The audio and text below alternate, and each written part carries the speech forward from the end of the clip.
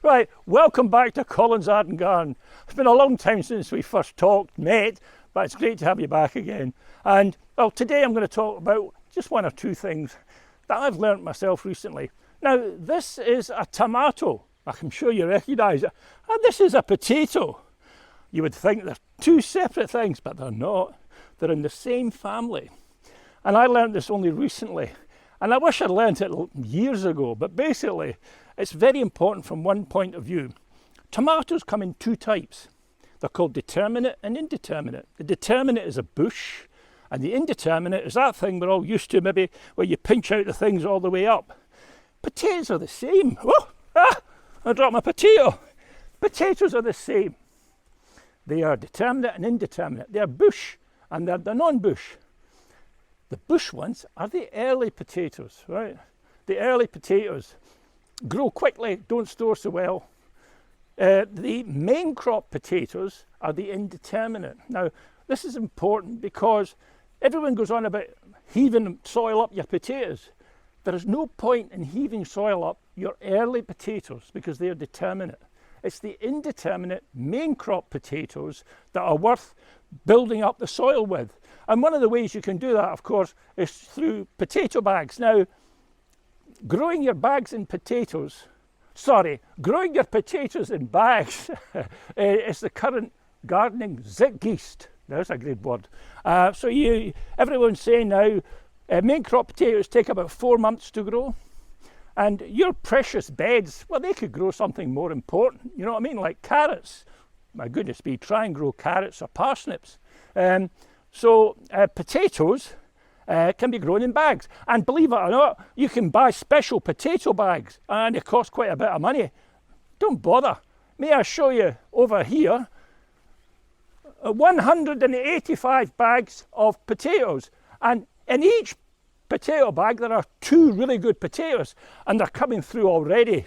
And with a bit of luck, and providing the shed roof doesn't collapse, Jill's hoping that happens, by the way, I shall get 185 bags. Each one's got 2 potatoes in it. That's 370. Each potato produces 10 potatoes. I'll get 3,750 potatoes. So I'm needing help with eating these potatoes. Welcome to my new friends in the garden. I think one of the central things in any discipline, as well as gardening, is innovation. Innovation, now you think about it, that cuts against the grain. It means doing something slightly different. Tell you what, see the price of wood nowadays. Some of the wood that I bought down here, God, it was expensive. You go out and buy it now, boy, a 5 metre long piece of 8x2 set you back about 25 quid. It's incredibly expensive. In fact, Henry Murdo was telling me recently that it's probably cheaper to buy breeze blocks now if you're going to build a raised bed. And while we're on the subject, raised bed's fantastic in Arran, 120 inches of rain. You got a raised bed, it's like a big sponge. It'll soak up all the water and it won't flood. And then if you got a period of drought like we had last spring, the water's there, the plants send the roots down for it, and your quid's in. But anyway, getting back to the innovation, I thought, well, what else can I use for raised beds? And here we have it. Fortunately, somebody, when they were doing forestry work up the back here, drove a very large machine into a big bit of pipe. Now, you might think a big bit of pipe, a really long bit of pipe's quite cheap stuff. No, it's not. This bit of pipe you see here that I've cut up probably cost about £4,000 pounds. It's the most expensive item in all forestry work.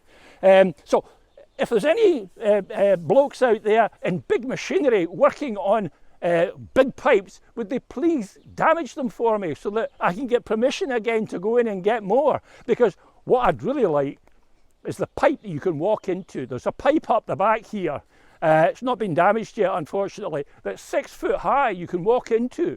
Oh, that would be great if somebody could, I'll not say anything, but no, joking apart, if anyone round in Arran has got any big bits of pipeline about and they think, oh, I want to get rid of that, tell you what, I could take it, I'll give you good money for it. Anyway, so I cut up all the pipe here.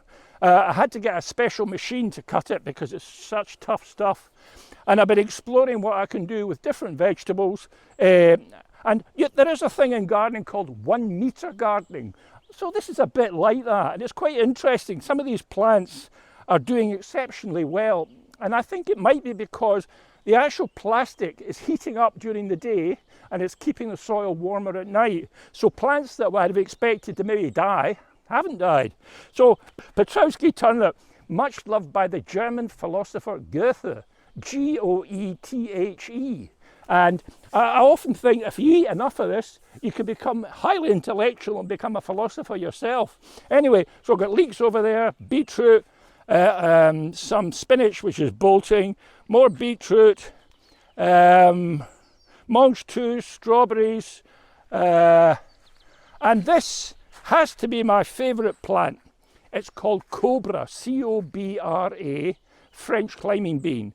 It grows up, you could plant it now, it's a white bean, and they're selling it down at the Cladach sawmills, and it grows up quick. You get several crops of stringless long beans, really good.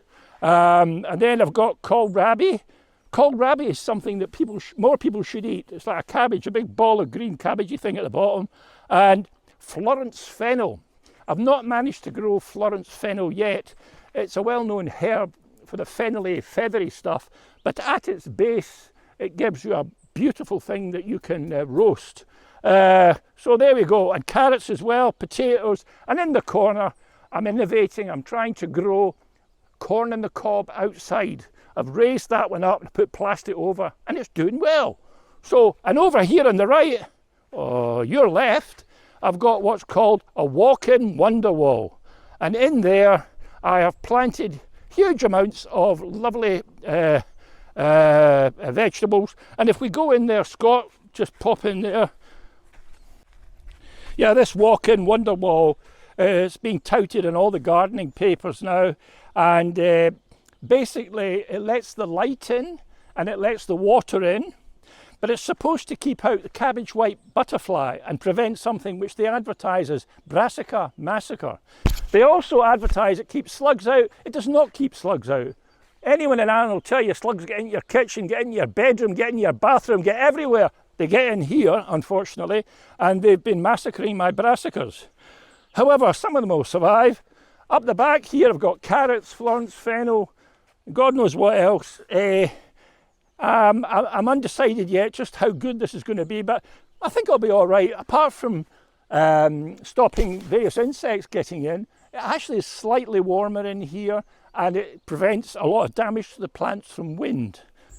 Compost area here where I throw everything, you name it, anything organic goes in here. The smaller you can get it, the better. And talking about getting things smaller, if you've got who hasn't got a lawnmower?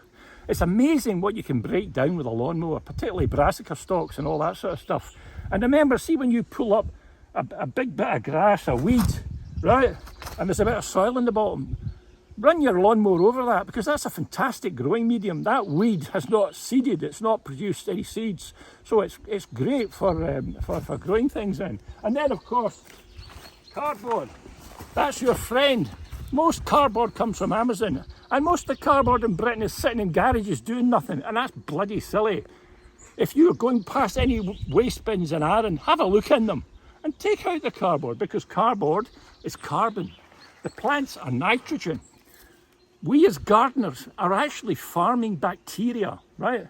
80% of the nitrates that we get from our food comes from dead bacteria. Dead bacteria. There's a bacteria in the soil called Rhizobium leguminosarum. It was around billions of years before we were brought into existence.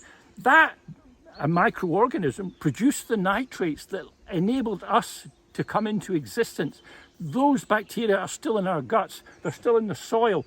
They're still feeding us by breaking things down and dying and making nitrates.